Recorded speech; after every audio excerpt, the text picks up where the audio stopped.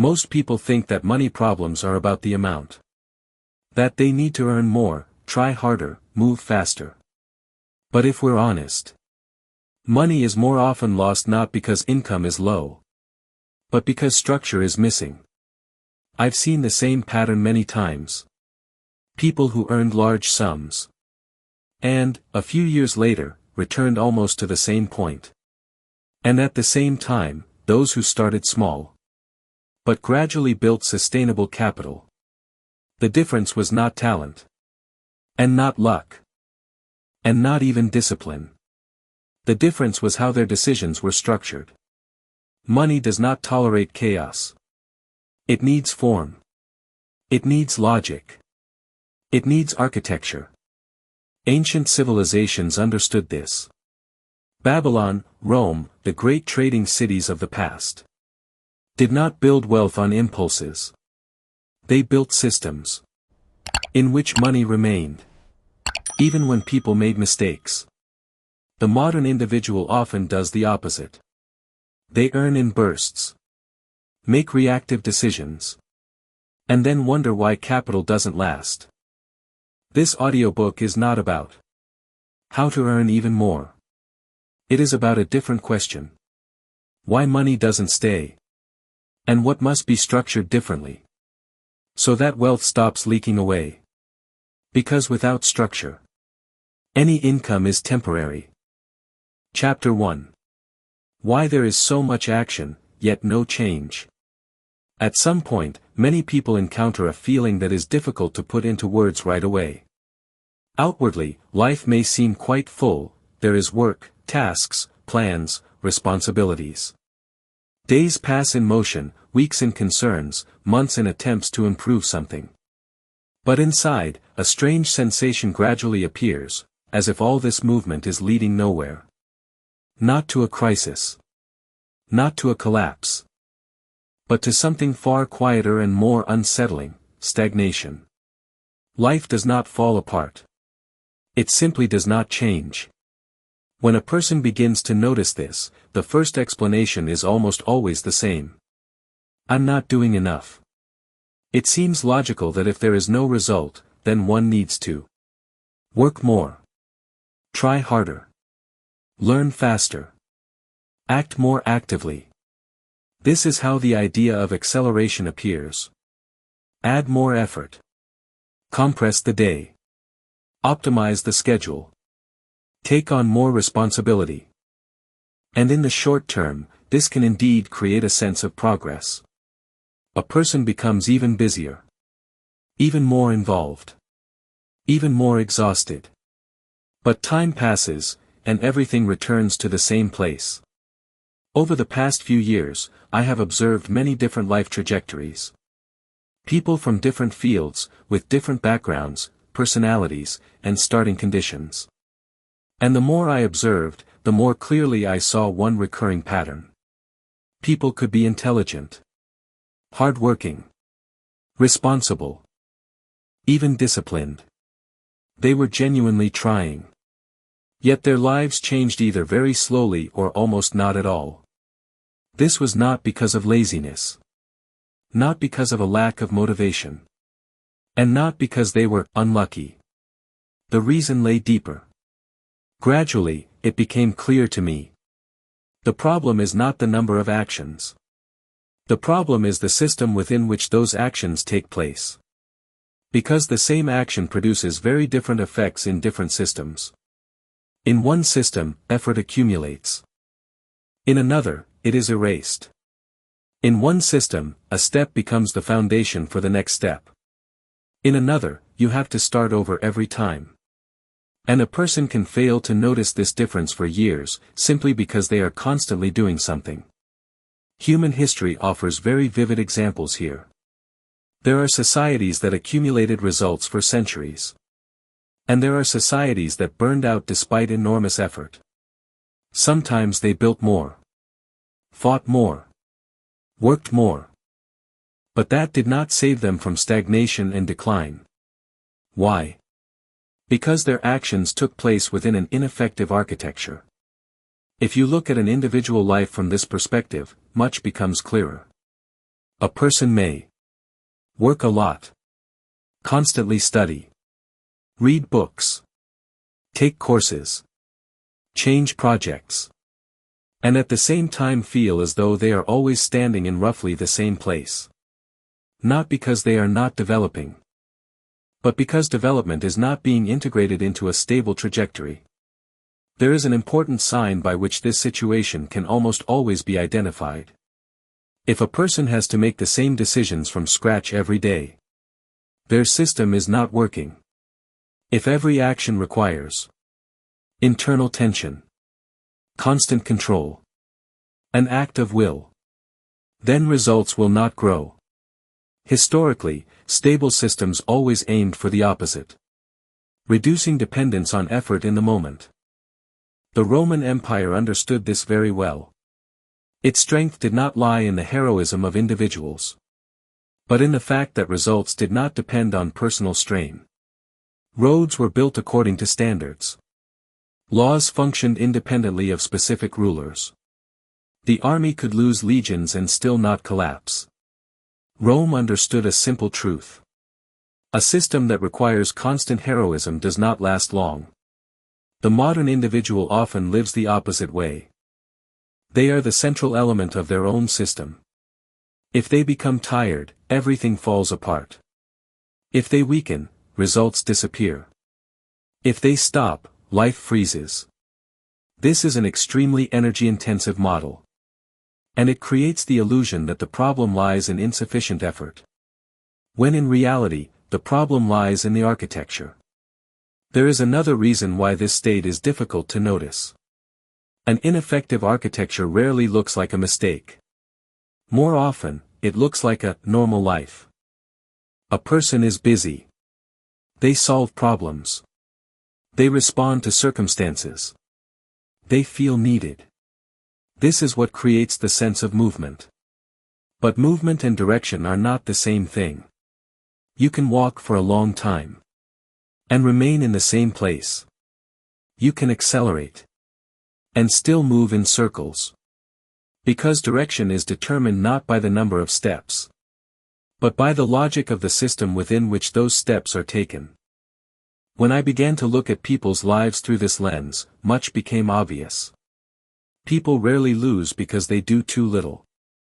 Much more often, they lose because they act within a system that does not accumulate effort. And until that system becomes visible, a person will continue trying to solve the problem at the level of action. Do more. Try harder. Become more exhausted. But the result will either be weak or temporary. That is why this book does not begin with advice or techniques.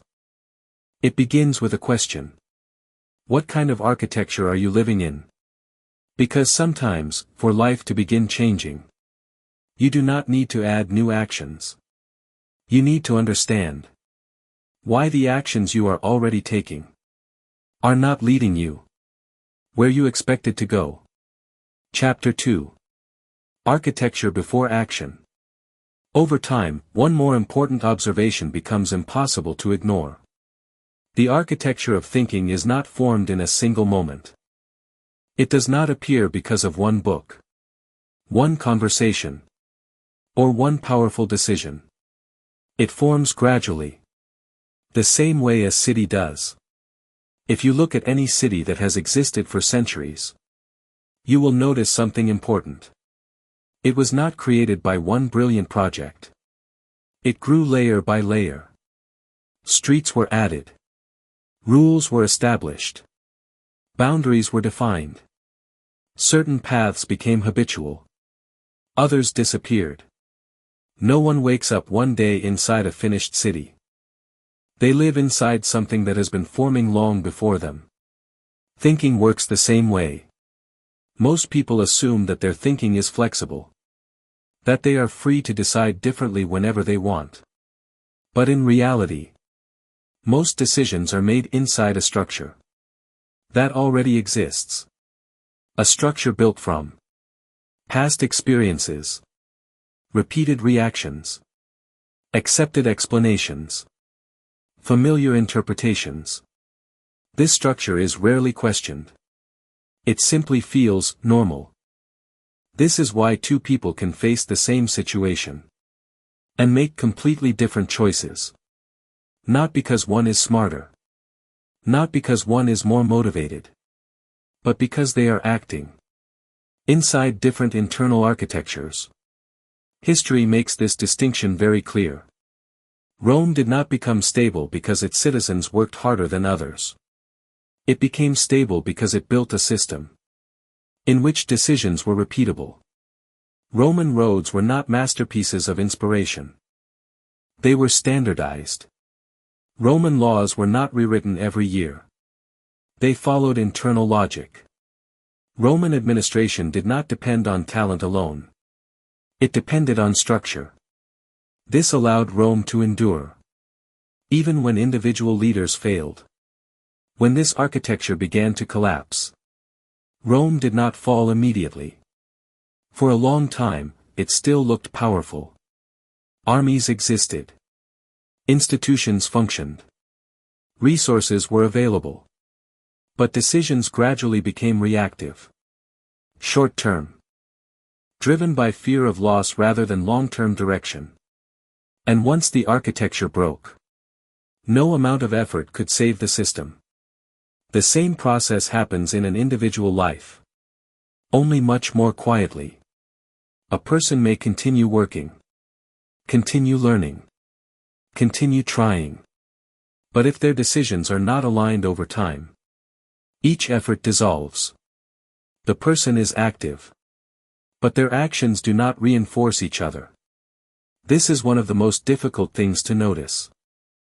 Because from the inside, everything feels justified. There are reasons for every decision. Explanations for every delay. Arguments for every compromise. But justification is not the same as direction. Architecture determines what kinds of decisions are even considered possible. Some options never appear because they do not fit the structure. Other options appear repeatedly, even if they lead nowhere. This is not conscious choice. It is systemic filtering. One of the clearest signs of an ineffective architecture is constant restart. When a person feels as though they are always starting again. New goals, new plans, new attempts. This usually means the system does not retain results. Nothing accumulates. Each phase ends without becoming a foundation. In contrast, effective architectures behave differently. They reduce the number of decisions that must be made consciously. They create defaults. They turn effort into structure. This is why sustainable systems aim to remove unnecessary choice. Not to limit freedom, but to preserve energy. The less a system depends on willpower, the longer it lasts. Modern life often pushes people toward the opposite model. Every day requires decisions. Every situation demands attention. Every choice feels personal. This creates the illusion of control. But in reality, it creates exhaustion. When everything depends on you, nothing truly compounds. This is why many people feel tired. Without understanding why. They are not lazy. They are not incapable.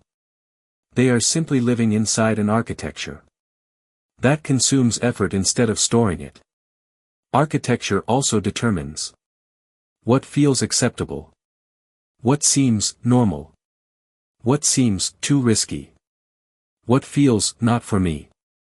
These boundaries are rarely visible, but they define the ceiling. A person may sincerely want change, but if their internal architecture was built around preservation rather than growth, their decisions will always drift back to familiar territory. Not because they are sabotaging themselves, but because the system is doing what it was designed to do.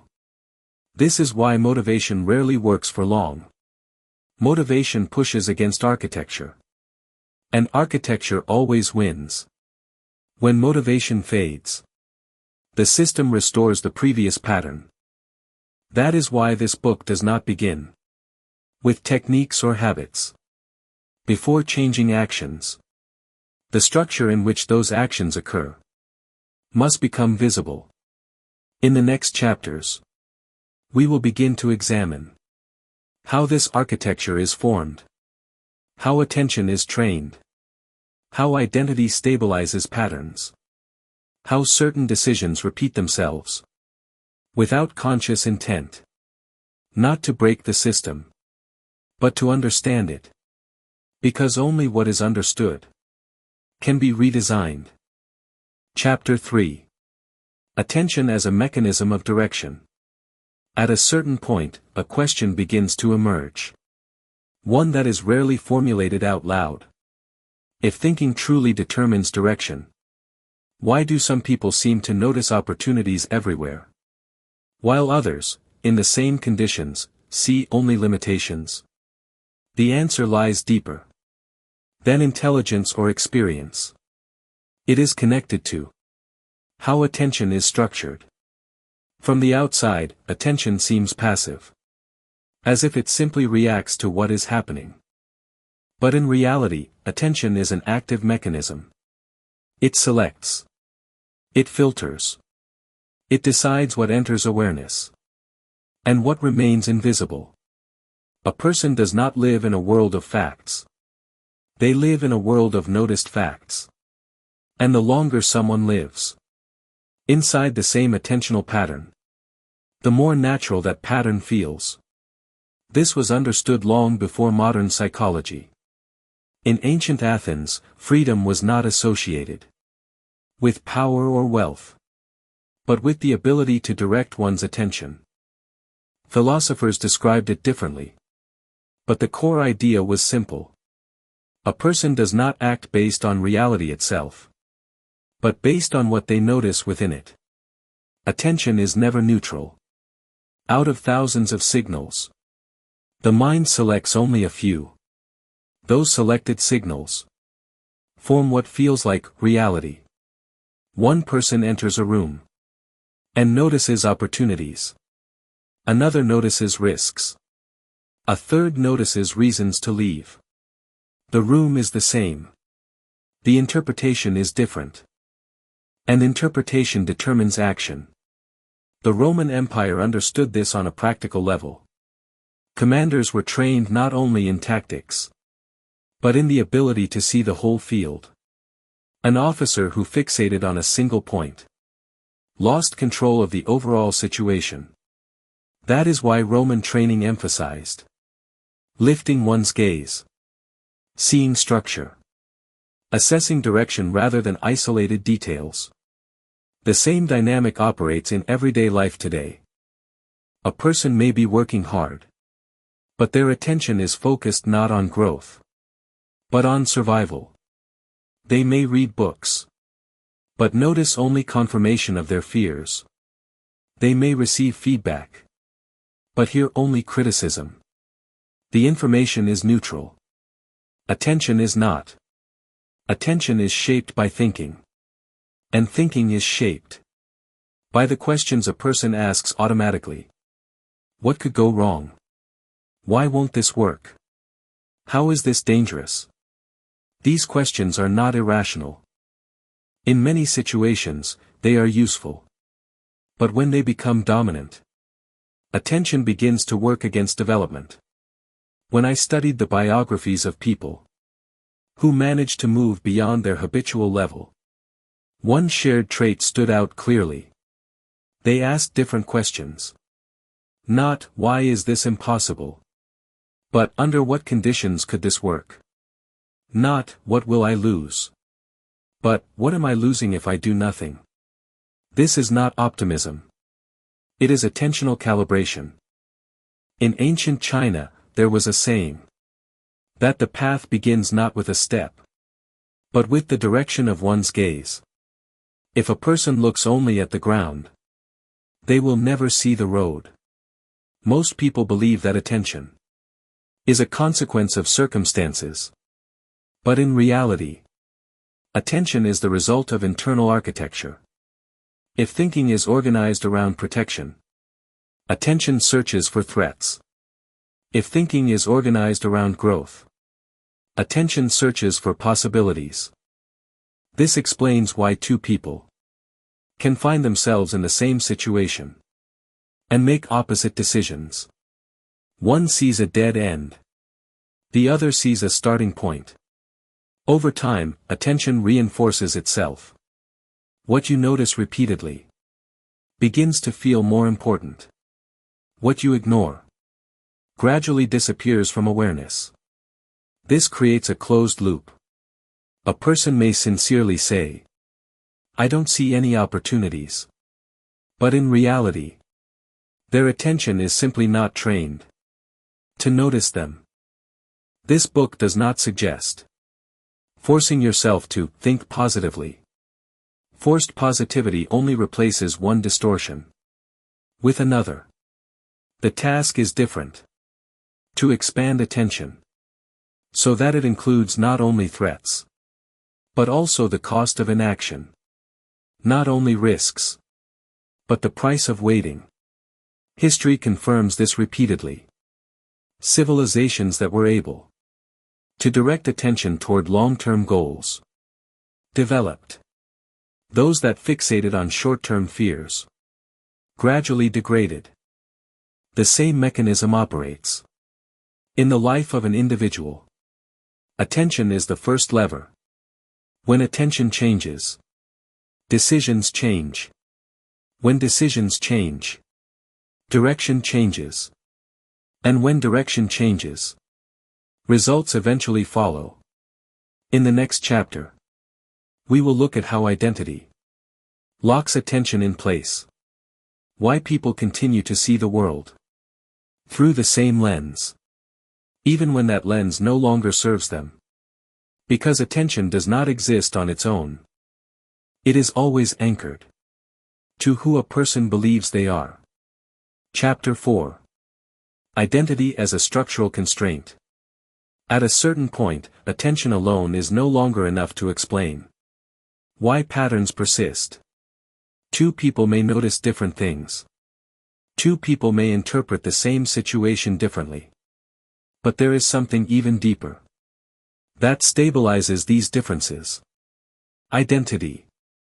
Identity is often understood superficially as personality, character, or self-image. But in reality, identity functions as a structural constraint. It defines not only who a person believes they are, but what kinds of decisions feel possible, acceptable, or appropriate. Most choices are filtered long before conscious thought appears. A person does not ask themselves every morning, "Who am I allowed to be today?" The answer is already embedded in the architecture of their thinking. And that answer quietly governs behavior.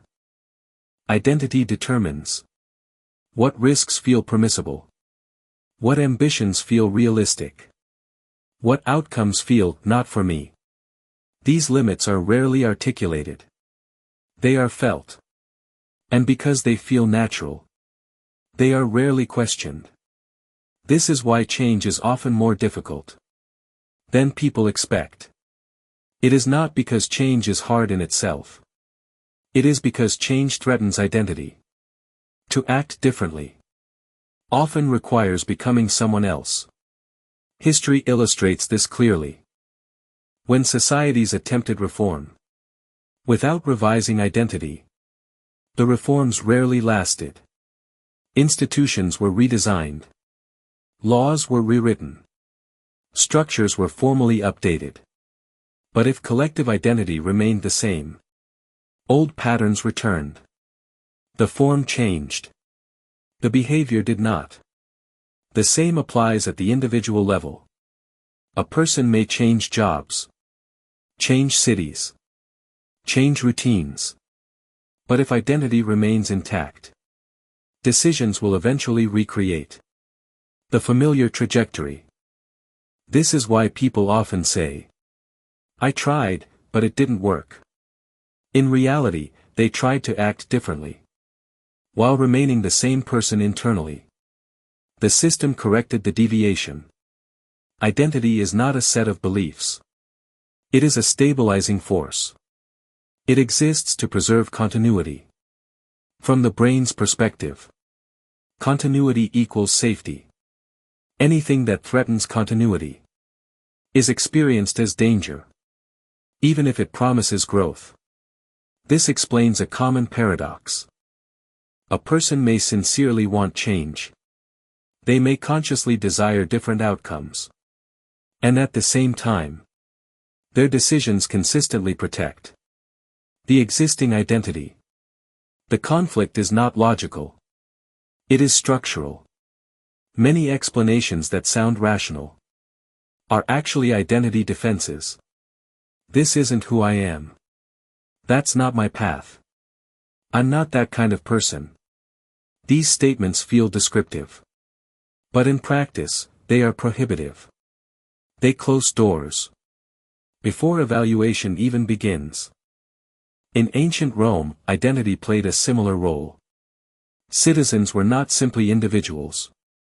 They were Romans. This identity carried expectations, discipline, hierarchy, duty. It constrained behavior in ways that made the system stable. When Roman identity weakened, structures followed. The loss of identity preceded the loss of empire. Modern individuals often underestimate the power of identity. They focus on actions, on habits, on techniques. But identity silently overrides them. When action conflicts with identity, identity wins. This is why motivation fades. Motivation pushes from the outside. Identity pulls from the inside. And internal forces are always stronger. To change trajectory, identity must become visible. Not attacked. Not rejected. Understood. Effective change does not begin with I must become someone else. It begins with a different question. What identity is my current architecture protecting? When a person sees this clearly, something important happens. They stop fighting themselves. Instead of forcing action, they begin redesigning structure. Identity can change. But it never changes under pressure. It changes through gradual redefinition. Through repeated decisions that slightly expand what feels acceptable. Through environments that support a new self-image. Through attention that notices different possibilities. This is slow work. But it is the only work that produces stable change. In the next chapter, we will examine how thinking actively protects identity. Why explanation often replaces revision. And how logic itself can become a tool of stagnation. Because before architecture can be rebuilt, its defense mechanisms must be understood. Chapter 5. When thinking protects itself. At some point, another pattern becomes visible. Thinking does not only create direction. It also defends it. This is one of the most underestimated mechanisms in human behavior. A person may receive clear signals that something is not working. Fatigue. Disappointment. A sense of emptiness. Lack of growth. But instead of revising the system, they begin searching for explanations. They tell themselves, now is not the right time. Conditions are difficult. Things will get better later. I just need to endure a bit more. And at this moment, thinking performs its hidden function. It does not search for truth. It searches for stability. I began to notice how often people confuse explanation with cause. An explanation calms. A cause demands change. When a person explains to themselves why things are the way they are, internal tension decreases. But at the same time, the very architecture that produced the problem becomes stronger. This is especially visible At moments when a change of trajectory becomes possible. Sometimes it is an opportunity. Sometimes a crisis. Sometimes an unexpected point of choice. But if thinking is already oriented toward preserving identity, even these moments will be interpreted in a way that avoids real change. History offers many examples of this. Entire societies collapsed. Not because they lacked resources or capable people. They collapsed because they continued to explain reality to themselves, using outdated categories. Decisions were made as if the world had not changed. The inertia of thinking proved stronger than facts. On a personal level, this process is quieter, but no less destructive.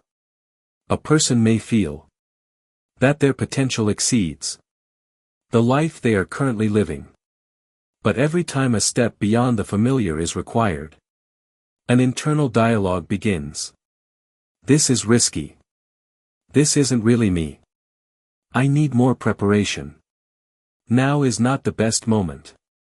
Each of these arguments sounds reasonable.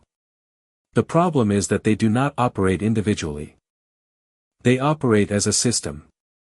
A system designed to prevent disruption. Over time, I came to an important realization. Default thinking is not just a habit. It is a mechanism for preserving identity. A person is not only afraid of change. They are afraid of ceasing to be who they believe they are. As long as identity remains unchanged, decisions will reproduce the same trajectory. Even when a person consciously wants something different. This creates a paradox. Many people say they want change. But in reality, they want circumstances to change. Not themselves. They want different results. Without changing the logic of their life. History shows that such expectations are rarely fulfilled. Change happens only when not a single decision is reconsidered, but the structure within which decisions are made. The longer I observed this process, the clearer something became. Inertia rarely feels like a problem. It feels like normal. And that is precisely why it is dangerous. As long as everything feels normal, there is no internal impulse to revise anything. Even when dissatisfaction quietly accumulates. This state can last for years. Sometimes for decades. At some point, it becomes obvious. If what feels natural and familiar is never questioned, life will continue moving along a predetermined trajectory.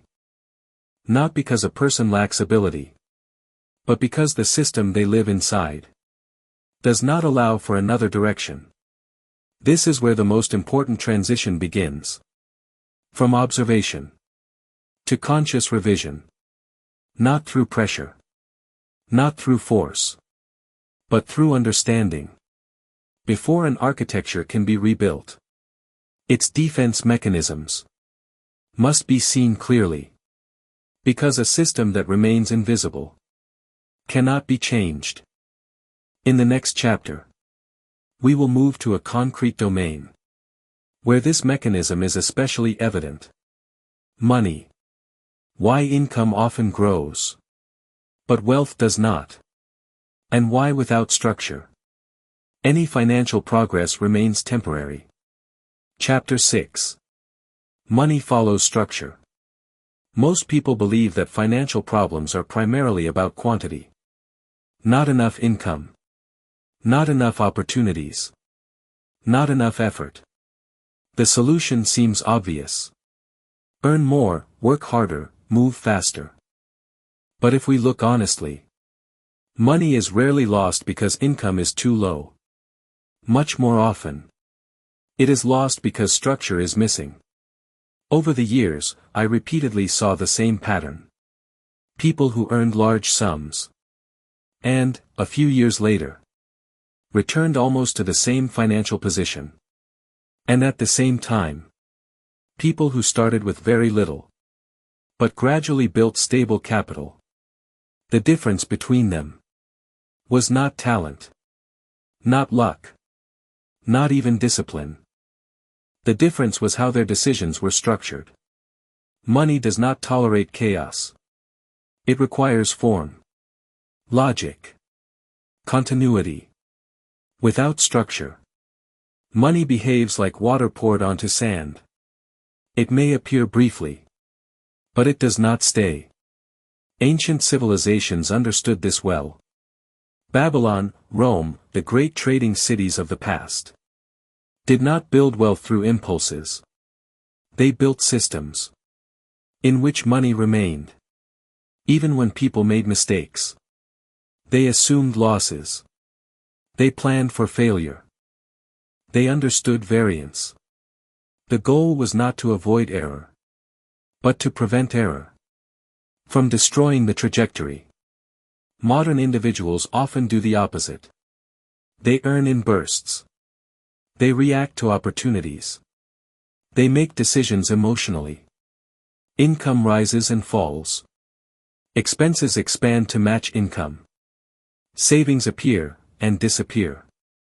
And this is often interpreted as a lack of discipline. But discipline is rarely the core issue. The core issue is that financial decisions are made inside a reactive architecture. One that prioritizes comfort, short-term relief, and immediate resolution. Such an architecture cannot retain wealth. Money accumulates only when decisions are aligned over time. When today's choice supports tomorrow's position. When growth does not depend on constant personal strain. This is why wealth almost never comes from one correct decision. It comes from a system in which even imperfect decisions do not erase progress.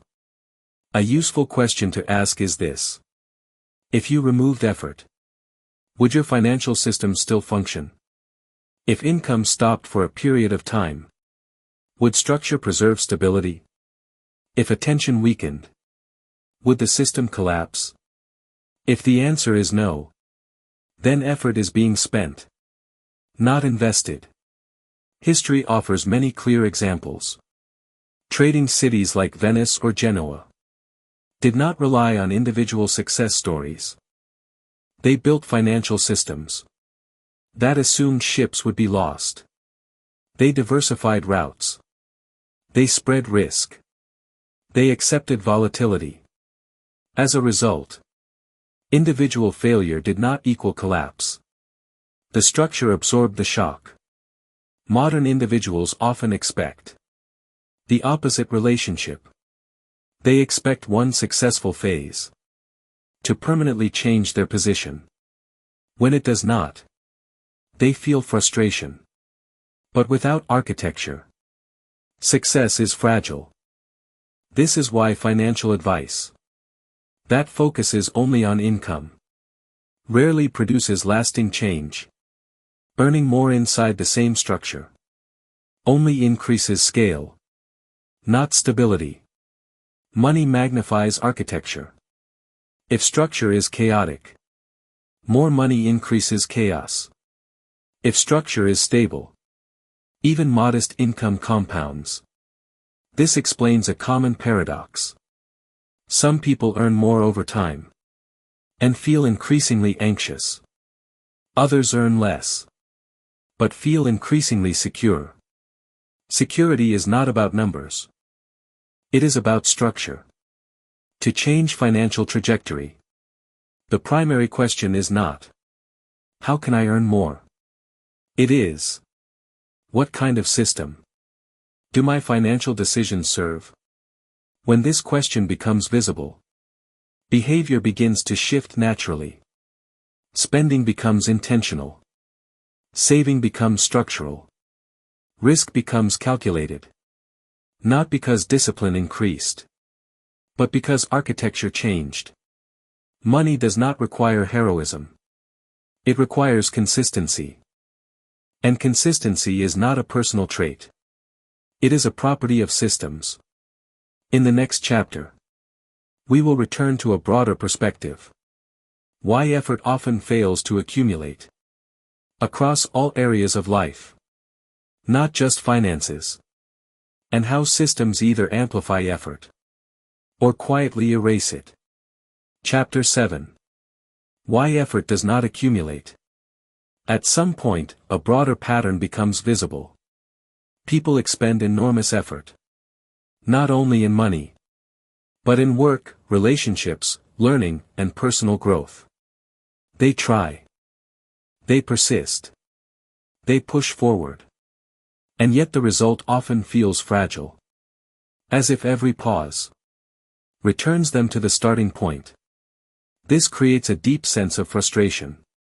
Because from the inside, it feels as though effort should be enough.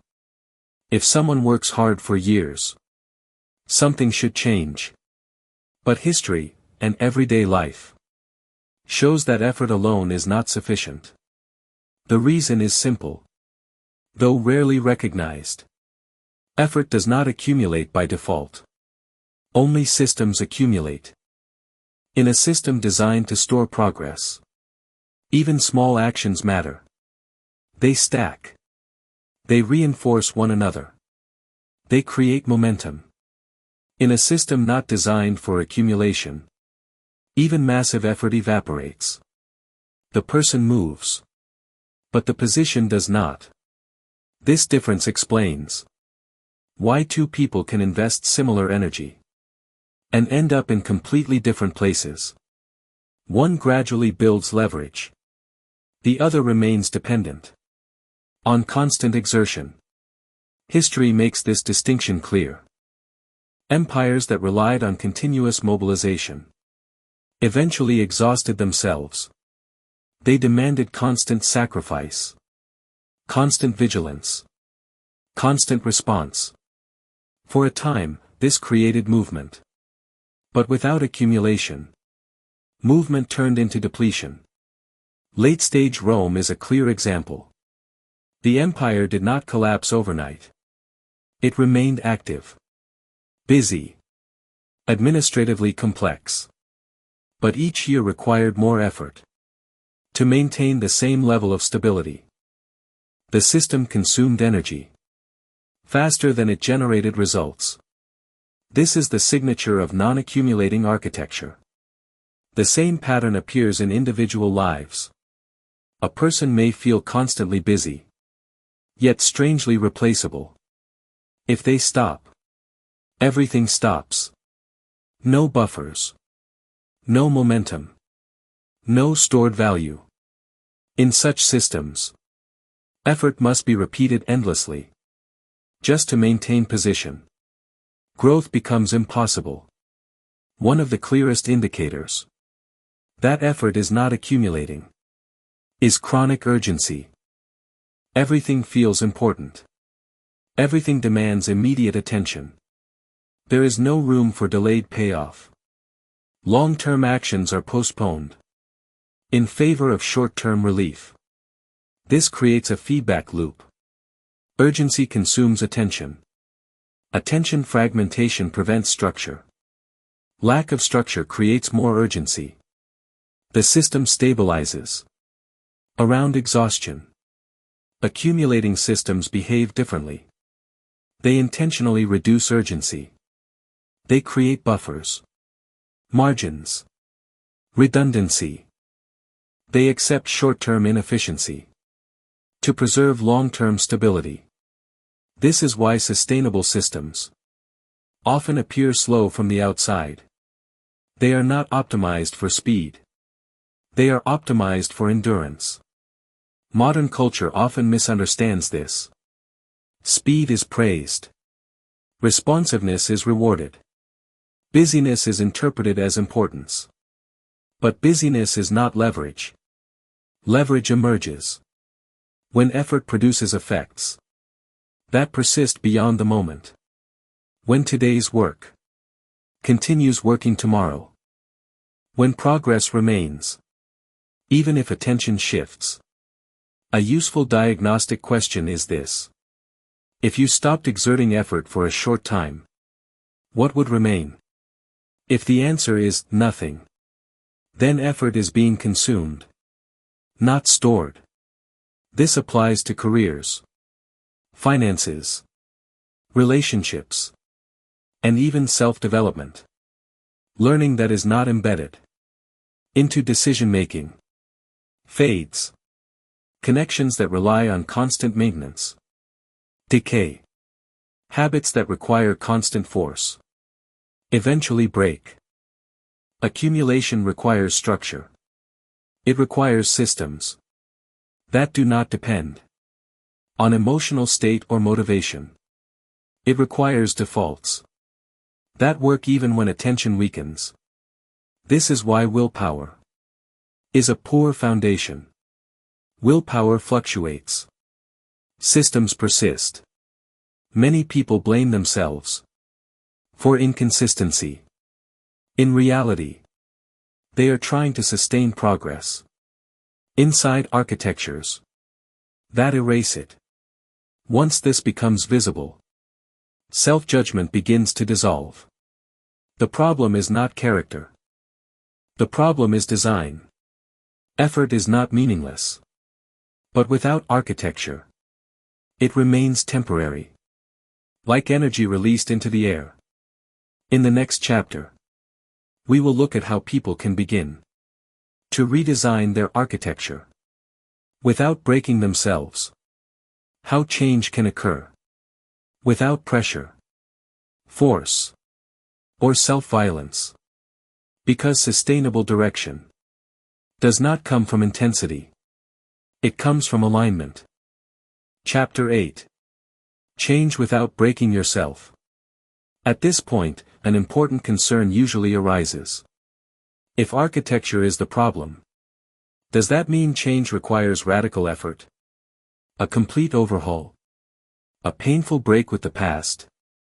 For most people, this is where resistance appears. Because they associate change with pressure, force, and loss of stability. But this association itself is a consequence of ineffective architecture. Sustainable change almost never begins with dramatic action. It begins with a shift in direction. Not intensity. Not urgency. Not motivation. Direction. History shows this clearly. Societies that endured did not reinvent themselves overnight. They adjusted gradually. They refined structure. They changed rules, not emotions. They focused on alignment, not acceleration. The same principle applies to individual lives. Most attempts at self-improvement fail because they rely on force. A person tries to become better by pushing harder. They add more tasks, more discipline, more pressure. For a short time, this works. But eventually, the system pushes back. Pressure creates resistance. And resistance restores the old pattern. This is why so many people cycle through the same phases. Motivation, effort, exhaustion, return. Not because they lack willpower, but because the architecture remains unchanged. Effective change does not fight the system. It redesigns it. The first step is visibility. Before anything can be altered, the existing structure must be seen clearly. Not judged. Not attacked. Observed. This means noticing which decisions repeat themselves. Which choices feel automatic? Which actions require constant force? Where effort disappears without result? These patterns reveal architecture. The second step is reduction, not addition. Most ineffective systems are overloaded. Too many commitments. Too many priorities. Too many decision points. Reduction restores clarity by removing what does not compound. Space appears for what does. The third step is alignment. Decisions must support each other over time. This does not require perfection. It requires consistency. When choices point in the same direction, even small actions accumulate. This is why sustainable change often feels surprisingly calm. There is less internal conflict, less negotiation, less self-criticism, because the system no longer fights itself. Another important shift occurs here. People stop asking, "What should I force myself to do?" and begin asking, "What structure would make this natural?" This question changes everything. Natural does not mean easy. It means supported.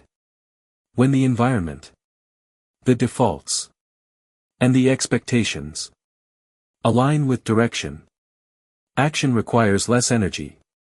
This is how architects think. They do not expect materials to behave against their nature. They design structures that work with forces, not against them. Human systems are no different. If a structure requires constant resistance to function, it will eventually fail. This is why small changes in structure often outperform massive efforts. In behavior, a single rule, consistently applied, can outweigh years of sporadic intensity. Change without violence also preserves identity. It does not demand becoming someone else overnight. It allows identity to evolve gradually. This reduces fear. And fear reduction is essential for stability. Most people underestimate how much energy is wasted fighting themselves. When that conflict dissolves, capacity increases naturally. This is not transformation as spectacle. It is transformation as redesign. Quiet, systemic, durable. In the next chapter, we will examine how long-term direction is formed, why trajectories matter more than moments, and how small shifts in direction eventually produce dramatically different outcomes. Because life rarely changes in a moment. It changes in orientation. Chapter 9. Direction becomes destiny. One of the most misleading beliefs about change is the idea that it happens in moments. A breakthrough, a decisive step, a turning point. From the outside, it often looks this way. But when you look closer, almost every major change was preceded by a long, quiet shift in direction. Life rarely changes suddenly. It changes gradually. Until, at some point, the difference becomes impossible to ignore. This is why trajectories matter more than individual actions. A single decision rarely defines a life, but a sequence of decisions aligned in one direction eventually does. History makes this unmistakably clear. Empires did not rise or fall because of one event. They shifted course over decades. Small compromises accumulated. Priorities changed subtly. Attention moved. And by the time collapse became visible, the direction had already been set long before. The same principle operates in individual lives. People rarely wake up one day in a completely different reality. They wake up one day and realize that they have been living in a different reality for a long time. This is why focusing only on results is misleading. Results are delayed indicators. They reflect past direction, not present effort. A person may work intensely today and see no change. Another may appear calm, even passive, yet be moving steadily forward. The difference lies not in activity, But in orientation, direction determines what kinds of outcomes are even possible. If direction is wrong, intensity only accelerates misalignment. This is why many people feel that they are trying, but not progressing. Their actions are real. Their effort is real. But the direction has not changed. One of the most important questions a person can ask is this: if nothing changes in how I decide, where will this lead me? In 5 years? Not in the best case. Not in the worst case. In the most likely one. This question bypasses emotion and reveals trajectory. It forces attention away from today's discomfort and toward long-term consequence. Most people avoid this question because it creates discomfort. It removes the comfort of ambiguity. But clarity, even uncomfortable clarity, is a form of freedom. Direction is formed by small, repeated choices. What you tolerate. What you postpone. What you consider good enough. These decisions feel insignificant. But they are cumulative. This is why people often underestimate the power of small adjustments. A slight shift in direction, maintained over time, creates massive divergence. Two planes may depart from the same runway. A 1-degree difference in heading can place them in entirely different destinations.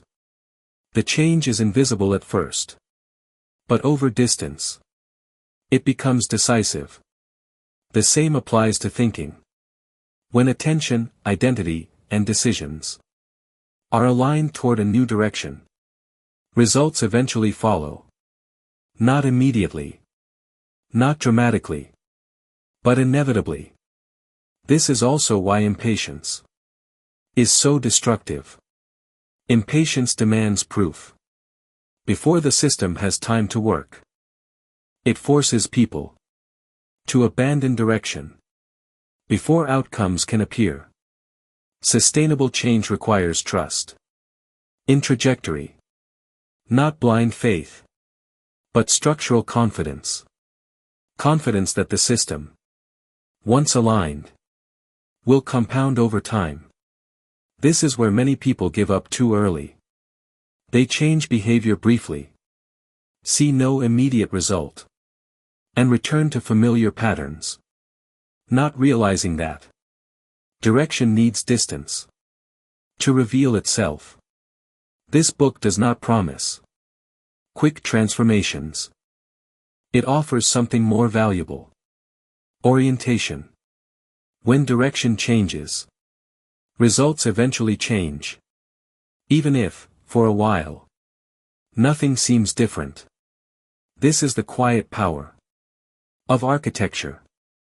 It does not create miracles. It creates inevitability.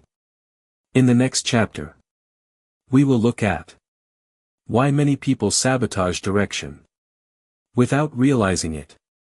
How comfort, familiarity, and reasonable choices often pull trajectories back toward the old path.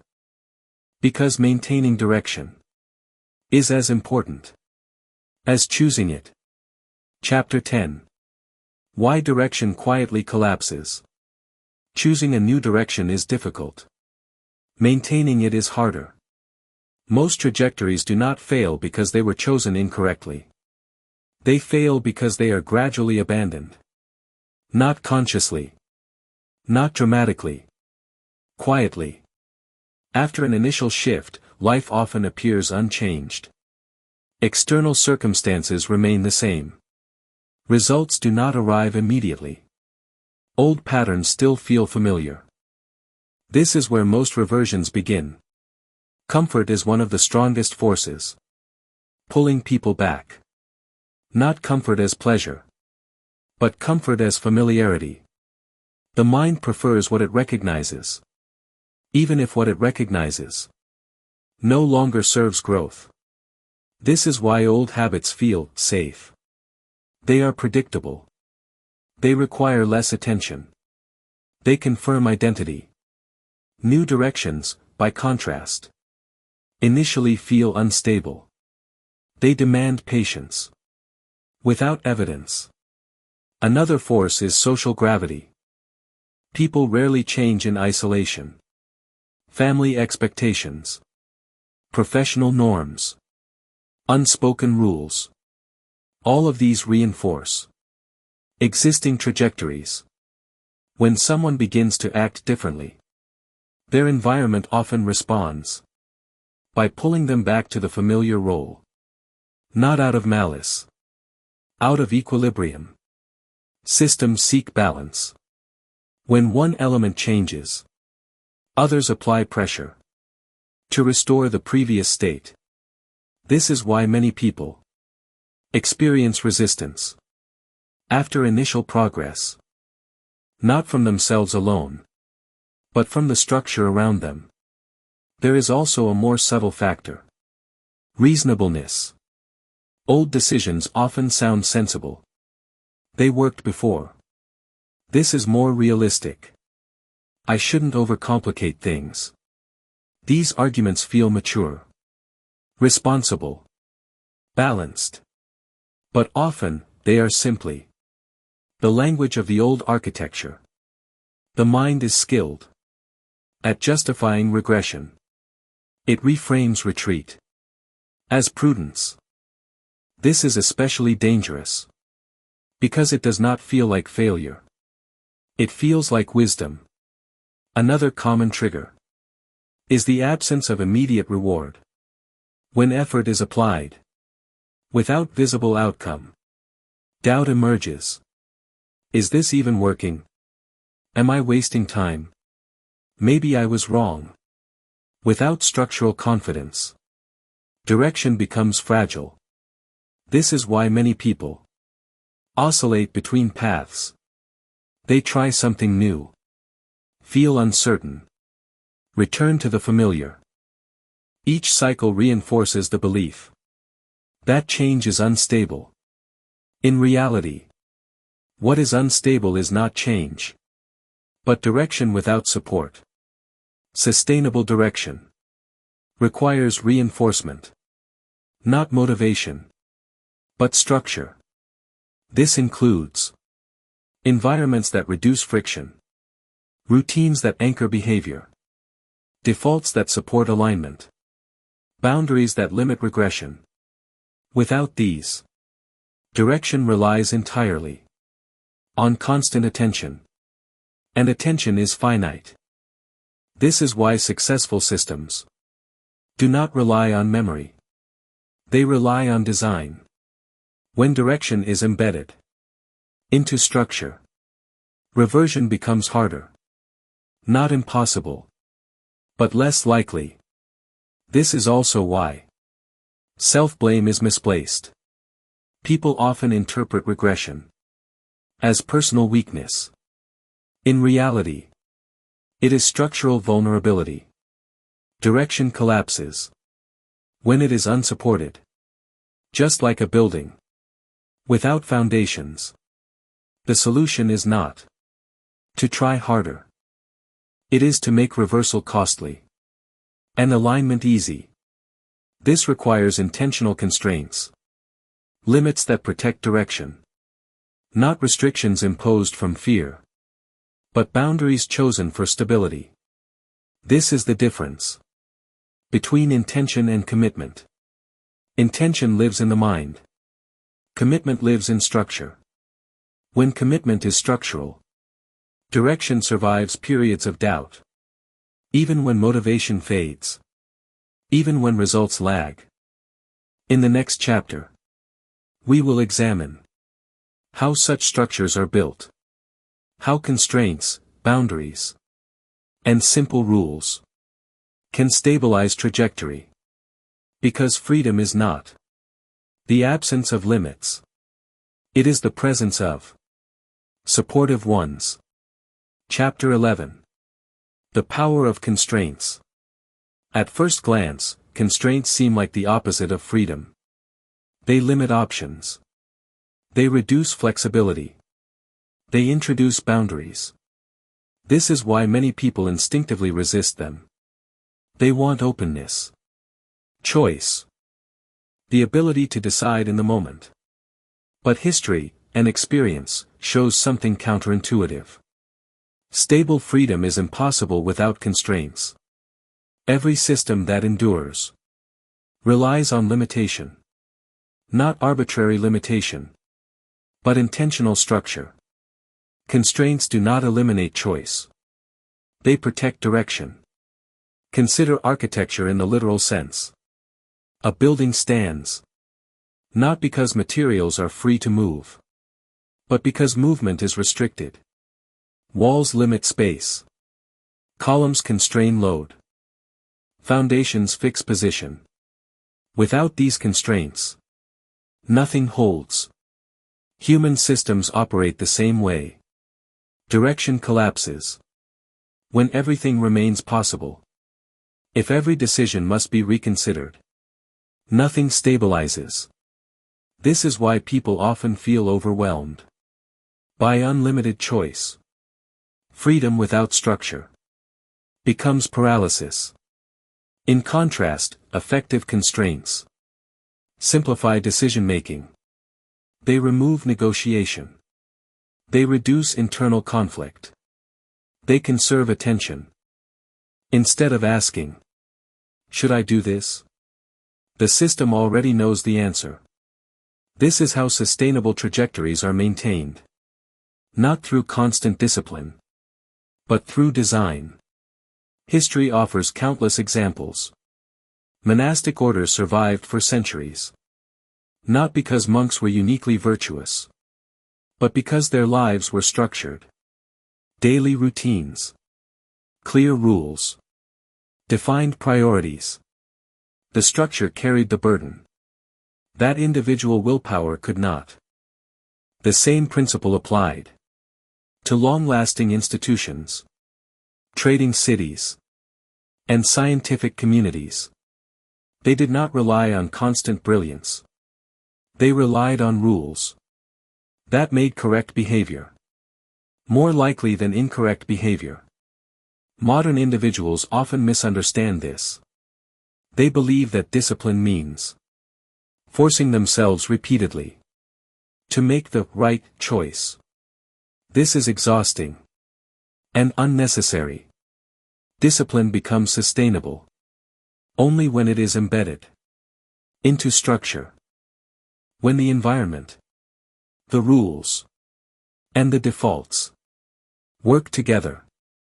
One of the simplest and most powerful tools here is the personal rule. A rule removes ambiguity. It does not ask, "How do I feel today?" It answers in advance. For example, I do not make financial decisions under pressure. I do not agree to commitments without a 24-hour delay. I protect mornings for deep work. These are not habits. They are boundaries. Boundaries do not restrict growth. They prevent regression. Another critical form of constraint is environmental design. People often try to change behavior without changing surroundings. This rarely works. Environment constantly influences attention. What is visible feels important. What is accessible feels easy. Effective systems reduce reliance on conscious resistance. They remove temptation. Instead of fighting it, they reduce friction in the desired direction. This is why changing environment often produces faster results than changing intention. Not because the person changed, but because the system did. Constraints also protect identity. They reduce the number of moments where a person must prove who they are. Identity becomes implicit, not performative. This lowers internal tension. When fewer decisions threaten identity, change stabilizes. Importantly, constraints must be chosen, not imposed. Externally imposed limits Create resistance. Internally chosen boundaries. Create relief. This is a crucial distinction. Effective constraints feel supportive, not oppressive. They answer the question: how do I protect my future self from my present impulses?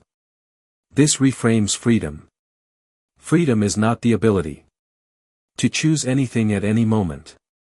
Freedom is the ability to move consistently toward what matters, without constraints. Direction is theoretical. With constraints, direction becomes practical. This is why systems that endure often look restrictive from the outside. But from the inside, they feel stable. In the final chapter, we will step back and look at the full picture.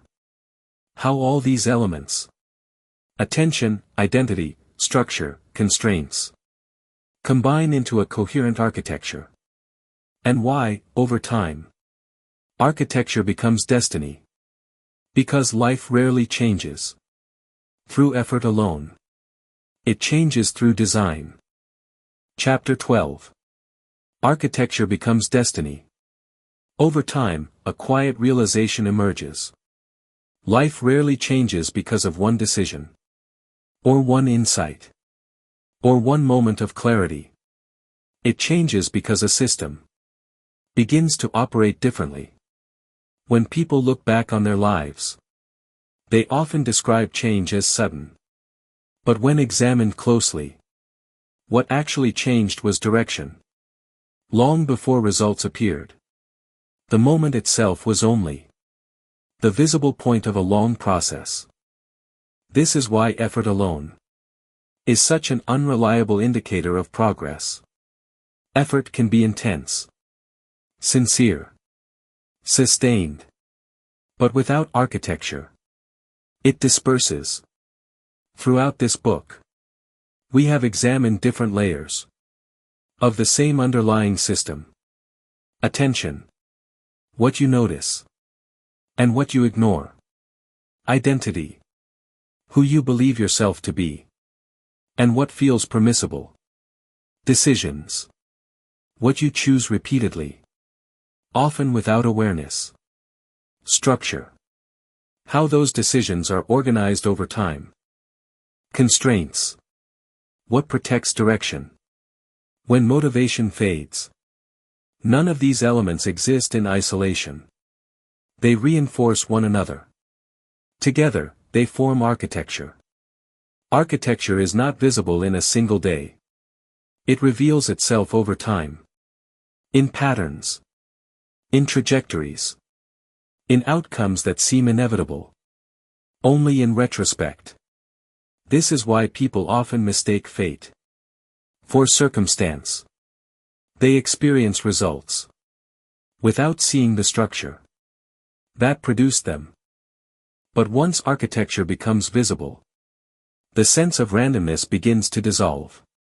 What once felt accidental reveals its logic. Not because the past changes, but because understanding does. This does not mean that life becomes controllable. Uncertainty remains. Complexity remains. Chance remains. But direction becomes intentional. This is the quiet power of architecture. It does not eliminate risk. It shapes exposure. It does not guarantee outcomes. It changes probability. Over long enough timelines, probability compounds. Small advantages persist. Small misalignments widen. This is why architecture matters. More than intensity. The most important work is rarely visible from the outside. It happens in how decisions are framed. How attention is directed. How boundaries are set. It happens quietly. This is also why change often feels anticlimactic. There is no dramatic moment. No external confirmation. Just a gradual sense that life is no longer resisting, At some point, effort decreases, while results continue. This is not because you are doing less. It is because the system is doing more. Architecture does not demand constant attention. Once established, it carries forward. It supports you, even when focus shifts. This is the difference between forcing progress and allowing it. Many people spend their lives trying to push reality forward. Few stop to redesign the structure that determines where reality moves. This book was not written to provide instructions. It was written to provide a different way of seeing. Because only what is seen can be changed. You do not need to act immediately. You do not need to decide anything right now. But once architecture becomes visible, it does not disappear. It continues to shape perception. And over time, perception shapes decisions. Decisions shape direction. Direction shapes life. Not suddenly. Not loudly. But inevitably.